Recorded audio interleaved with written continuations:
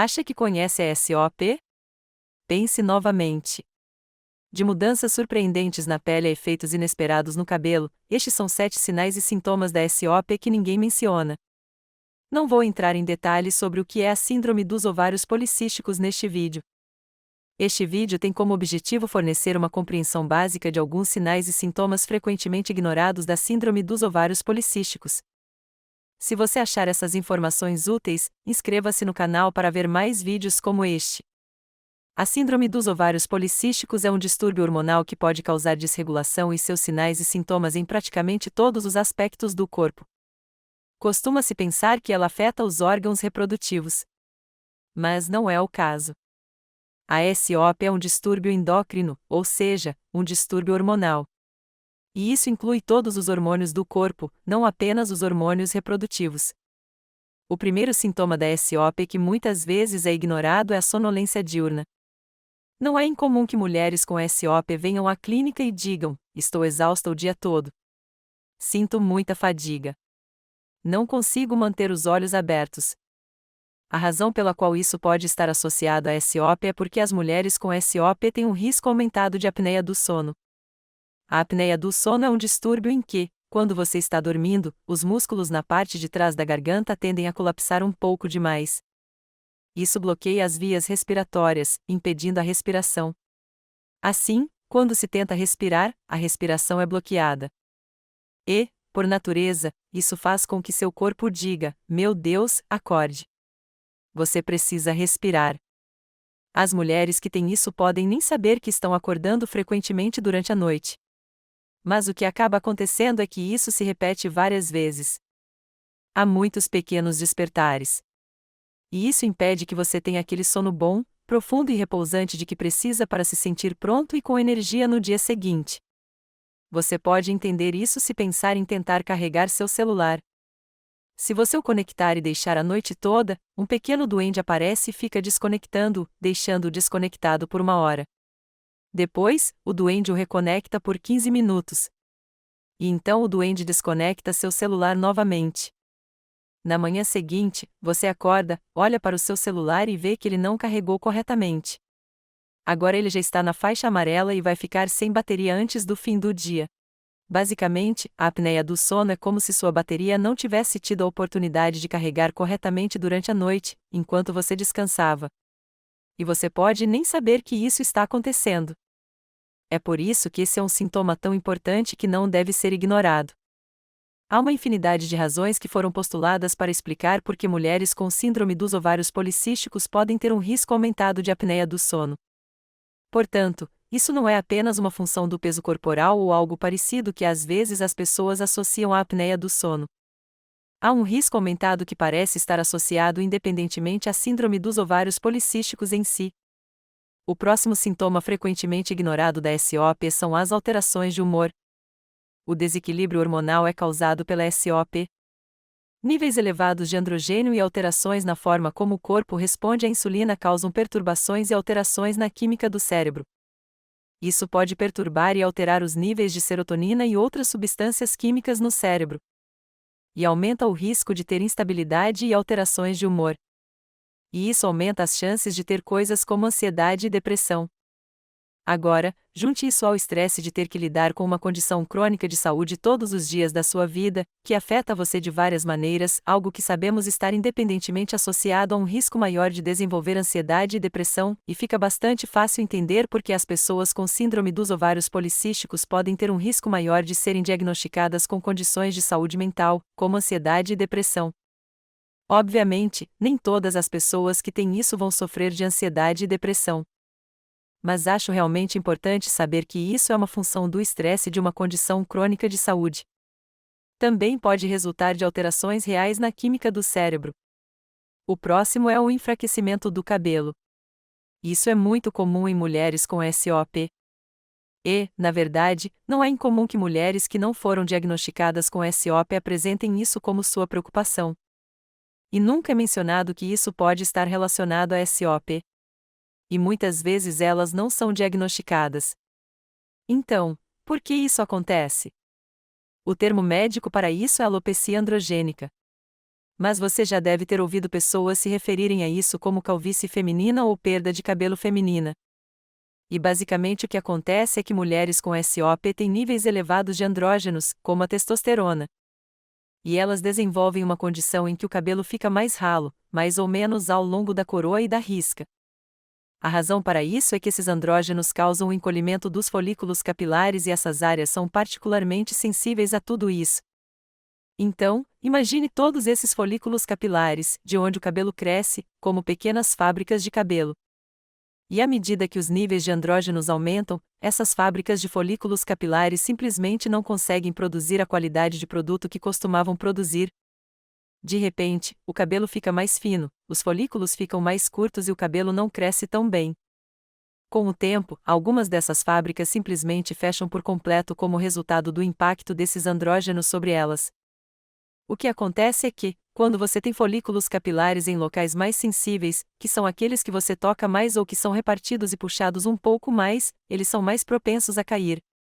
E isso causa o desaparecimento do cabelo e o enfraquecimento capilar.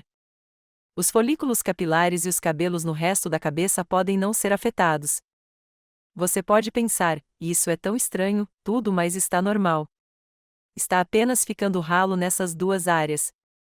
E é por isso que, infelizmente, esse pode ser um sintoma realmente angustiante para algumas mulheres.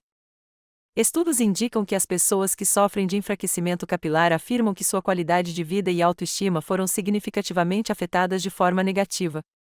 E a maioria das mulheres que passam por isso afirmam mesmo nos estudos que temos. Na verdade, elas afirmam que sua qualidade de vida é muito mais afetada do que a dos homens, que também são afetados negativamente pelo enfraquecimento capilar. A boa notícia é que temos ferramentas com base científica que podem ajudar no enfraquecimento capilar, incluindo medicamentos e terapia com luz de baixa intensidade. Agora, vamos passar para o próximo sintoma frequentemente ignorado da síndrome dos ovários policísticos. O próximo sintoma menos conhecido que pode estar relacionado a SOP é a dor no quadrante superior direito.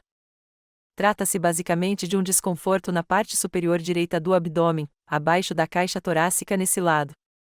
E pode estar relacionado a SOP, pois as mulheres que têm SOP podem ter resistência à insulina e níveis elevados de insulina no corpo. Quando isso acontece ao longo do tempo, faz com que o corpo armazene gordura extra no fígado. Isso pode causar inflamação no fígado e um pouco de desconforto. Às vezes, você pode ouvir isso ser chamado de doença hepática gordurosa não alcoólica.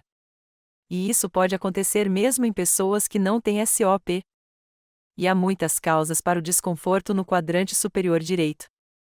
Mas é assim que isso às vezes se apresenta, principalmente em mulheres que têm SOP. A doença hepática gordurosa não alcoólica é mais comum em pessoas com SOP do que em pessoas sem SOP. E, à medida que esse acúmulo de gordura começa a ocorrer, pode levar a uma sensação vaga de desconforto. Às vezes, pode causar dor no lado direito do abdômen. O quinto sintoma frequentemente ignorado da SOP é o escurecimento da pele. Mas isso acontece em locais muito específicos. Isso é algo chamado acantose nigricante. E ocorre em pessoas que têm resistência à insulina. E, como mencionei anteriormente, mulheres com SOP têm um risco aumentado de resistência à insulina. Basicamente, o que acontece é que, com a SOP, todos esses hormônios são afetados. Seu corpo deixa de responder à insulina como deveria. E para ajudar a combater isso, o pâncreas tenta compensar, aumentando os níveis de insulina no sangue. O objetivo é que os receptores que respondem à insulina sejam inundados com mais insulina e, com sorte, voltem a funcionar normalmente. E o que acontece é que, com o tempo, esses níveis cronicamente elevados de insulina fazem com que as células se renovem mais rapidamente, principalmente em áreas da pele que sofrem alto atrito. Esses locais seriam como a nuca, a virilha e as axilas. São locais onde você talvez se esfregue com mais frequência do que em outras partes do corpo. Então, o que acontece é que a pele fica mais espessa e aveludada em certas áreas e parece mais escura. É como se fosse uma forma do seu corpo dizer: "Ei, acho que seus níveis de insulina podem estar elevados. Você deveria verificar isso." O sexto sintoma comumente ignorado da SOP é a baixa libido ou baixa satisfação sexual.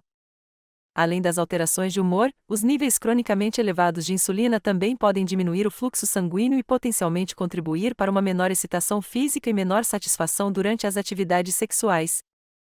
Portanto, quando os efeitos hormonais em nossos cérebros e corpos, a maneira como nos vemos, no que diz respeito a questões de imagem corporal, são combinados com a síndrome dos ovários policísticos, é fácil perceber como tudo isso pode fazer com que mulheres com SOP tenham menos interesse em sexo ou tenham menor satisfação sexual.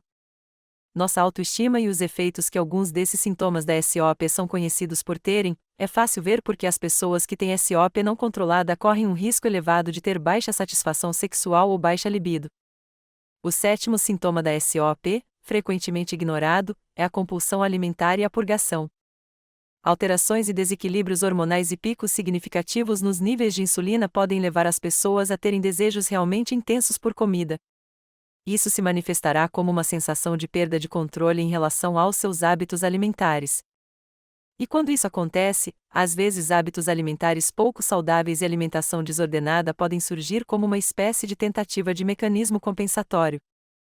Ou seja, se você corre mais risco de comer compulsivamente devido às alterações e desequilíbrios hormonais que está enfrentando, também terá um risco maior de tentar encontrar uma maneira de combater os efeitos disso. Estamos sob muita pressão social para nos adequarmos a certos tipos de corpo.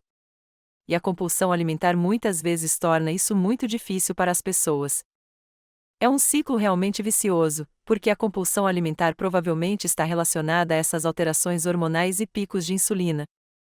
Mas, independentemente disso, isso coloca as mulheres com SOP em maior risco de desenvolver um transtorno alimentar do tipo compulsão alimentar e purgação.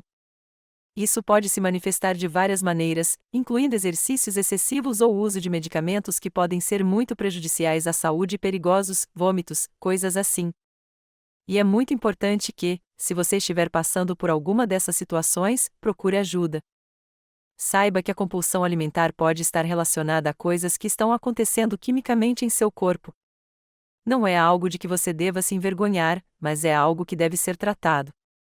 Portanto, cada mulher que tem SOP e cada mulher que sofre de distúrbios alimentares é única e diferente. No entanto, é muito fácil entender por que as pessoas com SOP correm um risco maior de desenvolver esses comportamentos e mecanismos compensatórios. E, novamente, esses efeitos são agravados por todas as coisas que discutimos neste vídeo. No que diz respeito aos efeitos físicos da SOP, efeitos mentais, como a imagem corporal e a autoestima de algumas pessoas se alteram por causa disso, a SOP pode ser realmente perigosa. Portanto, se você tiver algum desses sinais ou sintomas mencionados neste vídeo, recomendo que converse com seu médico ou profissional de saúde.